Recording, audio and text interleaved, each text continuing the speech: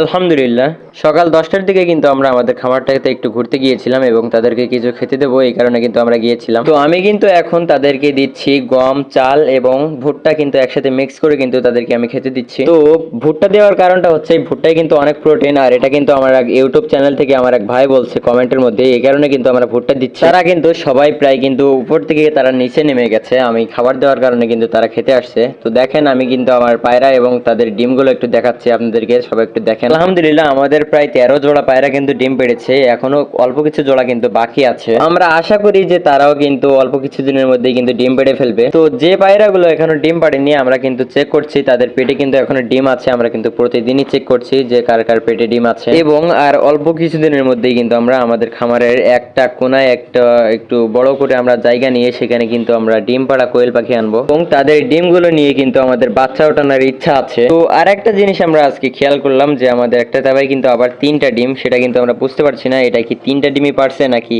আর একটা পায়রা এসে ডিম পেড়েছে, সেটা কিন্তু আমরা বুঝতে পারছি না। আপনারা দেখেন আমার পায়রাগুলো কিন্তু আমার একদম কাছেই আসছে, আমার হাতে কিন্তু ফোন ধরে যাচ্ছে আমি, তো আমার আমার কাছেই কিন্তু তারা আসছে, তারা কিন্তু আমাকে আর ভয় পাচ্ছে না। দেখেন আপনারা, আমরা কিন্তু আমাদের খামারে লাইটের ব্যবস্থার জন্য আমরা কিন্তু একটা বড় বাল্ব দিয়েছি, যেটার ওয়াট কিন্তু 80